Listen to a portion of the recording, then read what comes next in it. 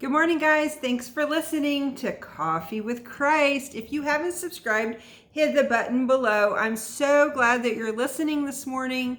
It's going to be a great day. God is speaking. It's beautiful outside. So today I'm going to open with a question. We've been talking about the Holy Spirit and being filled with the power of the Holy Spirit. So are you filled with the Holy Spirit and power?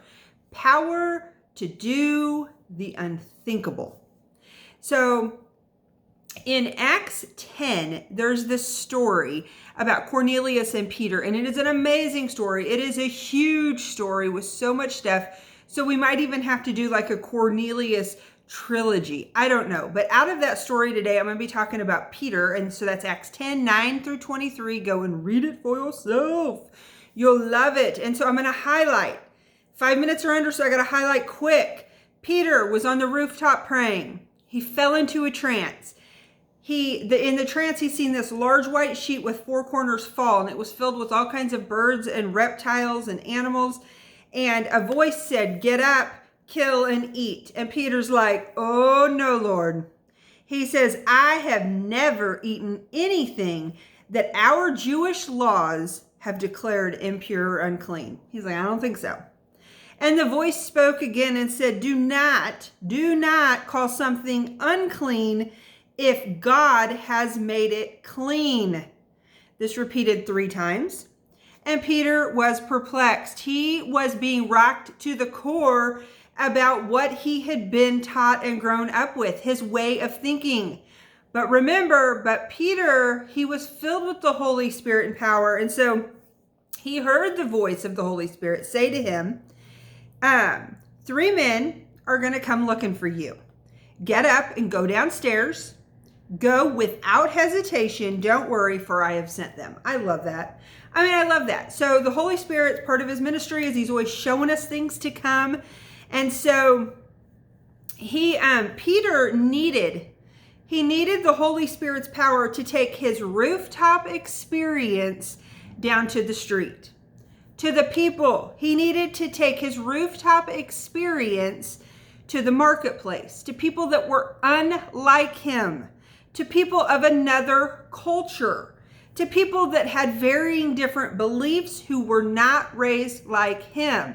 The Lord interrupted Peter's day. Peter went away to pray, and the Lord come in and just rocked his world, just totally changed it up. So the trance broke the strongholds of Peter's way of thinking.